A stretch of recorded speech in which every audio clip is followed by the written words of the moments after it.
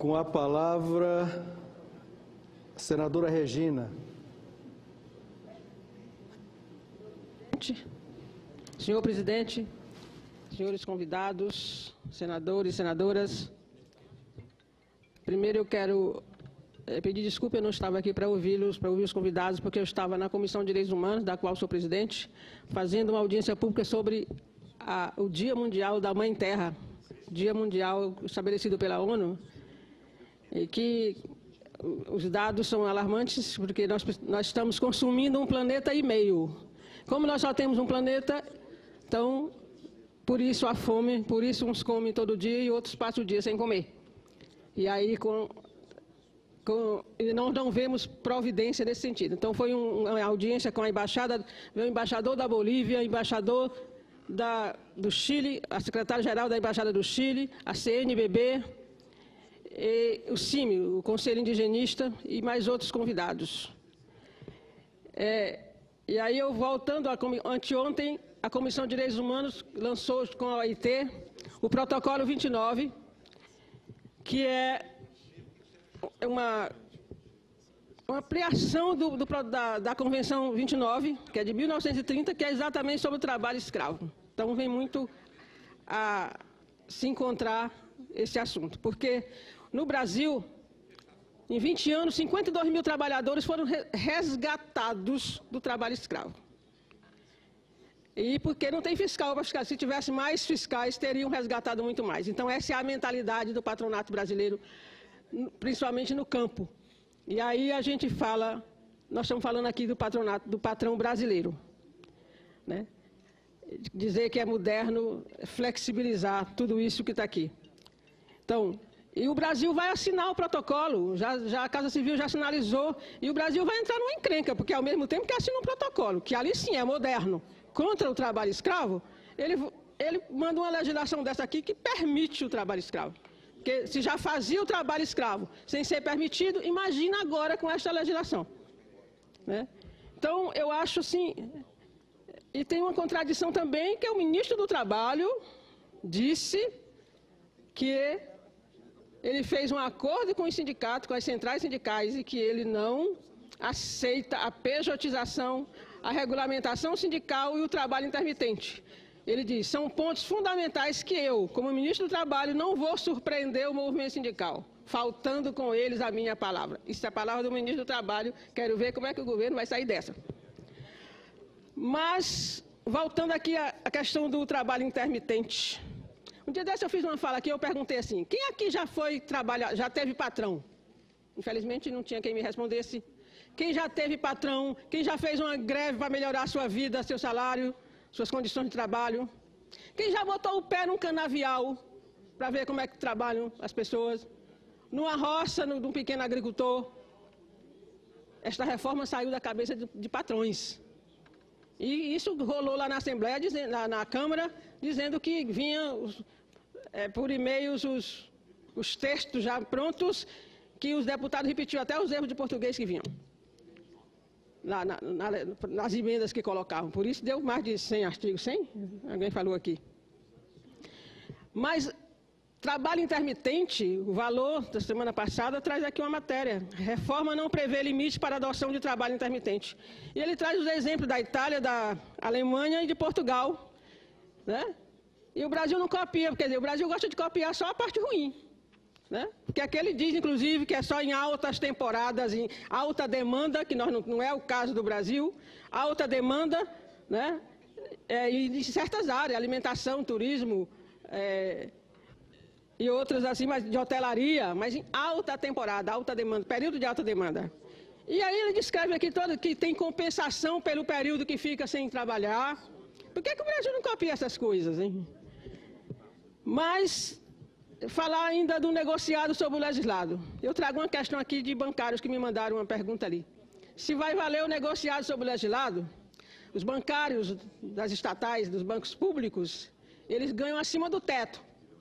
Mas eles negociaram. Eles estão perguntando se vai valer.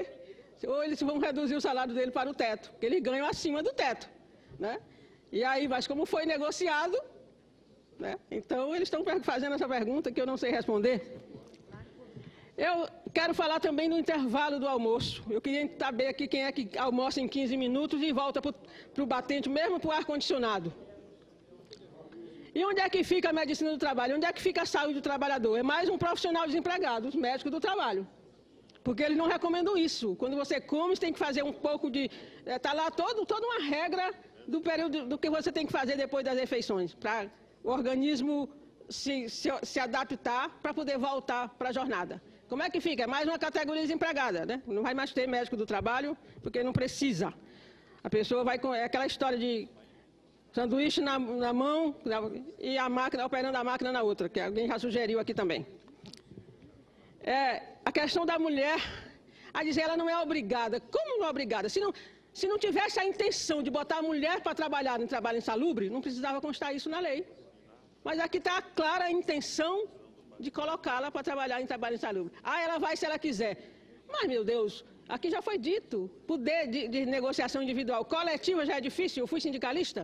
Eu sei o que é sentar na mesa de um lado, defendendo o trabalhador, frente às confederações, defendendo o direito do capital. Eu sei o que é isso. Imagina uma negociação individual, onde um dia eu assisti uma palestra de um desembargador do trabalho que ele dizia assim, tem a motivação, 2 tipos de motivação. Tem a motivação por sedução, que você coloca um ambiente bonito de trabalho, uma música ambiente, mas tem também por estupro, que é, eu não vou dizer as palavras que ele disse, mas é ou você aceita, ou você aceita. É essa a livre negociação que vai ter, diante da fragilidade do trabalhador individualmente e diante do desemprego, que mesmo o trabalho precário que ele pratica, tem um monte de gente lá fora querendo. A questão da representação. O que vai acontecer, pelo que eu conheço dos meus tempos de sindicalista e não mudou muita coisa, é que vai voltar a volta daquele funcionário. O patrão vai dar um jeito de eleger aquele funcionário que ele considera padrão. O bonzinho, o puxa-saco, o dedo duro, que a gente chamava. Não vai ser eleito... eu conheço, eu lidava isso com o Bradesco, eu sou bancária, e eu sei o que é eleger um representante no local de trabalho.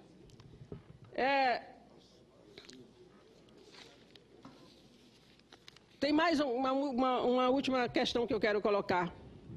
Não dá para dizer que isso aqui é bom para o trabalhador. Não pode. Primeiro assim, o melhor dos mundos para o empregador nunca é o melhor dos mundos para o empregado. Nunca. Nessa solenidade da OIT, que é, aliás, quero convidar todo mundo a assinar. Hashtag Assina Brasil, que é para o Brasil assinar. Eu tenho um dispositivo lá na frente da agência bancária aqui, que é muito interessante. Você assina, cai uma gota de tinta na caneta, que o Brasil assinar. Isso é pelo celular. Não dá para a gente achar que é possível essa livre negociação, né? Porque, eu volto a dizer, teve um menino que fez um depoimento, um menino de 24 anos, que aos 12 anos trabalhava no canavial, isso agora, em 2003, já nesse século, 2003, 2004, a tarefa dele era levar água lá onde o trabalhador estava cortando cana, né? Ele ia deixar a água que ele pegava lá num córrego para o trabalhador beber, e ele também bebia, só comia um feijão e arroz. No dia que ele quis sair, esse menino fez esse depoimento aqui na Comissão de Direitos Humanos, no dia que ele quis sair, apresentaram para ele uma conta que ele estava devendo muito dinheiro à empresa, né? E ele perguntou que dívida era aquela. Era da comida, era da ferramenta do pai dele, que o pai também trabalhava na cana. Então ele estava devendo, portanto ele não podia sair. Senão o pai dele ia ter que aumentar a meta. E eles disseram também que viram um trabalhador morrendo. E foi livre negociação. O trabalhador assinou que ia cumprir uma meta de quantas toneladas de cana ele ia cortar no mês. E ele trabalhou tanto que ele morreu lá no meio do canavial. Isso foi um depoimento ao vivo que eu escutei. E aí alguém vem me falar que em livre negociação, com a mentalidade que tem o patrão brasileiro, principalmente no campo, está aqui dizendo a proposta do... Achava que a reforma trabalhista era uma só. Não, tem a reforma trabalhista do campo. Um deputado, Nilson Leitão. Repouso semanal poderá ser substituído por contínuo, com até 18 dias de trabalho seguido. Vão num canavial ver como é que trabalha um cortador de cana, para saber se ele aguenta trabalhar 18 dias seguidos. Ele morre antes. Isso aqui é uma indecência com o trabalhador brasileiro. Muito obrigado. Muito obrigado, senadora Regina. Eu, antes de passar a palavra para a senadora Gleisi, o ministro Maurício Delgado tem horário a cumprir e pede licença em função do seu horário para se retirar. Queria fazer apenas um agradecimento.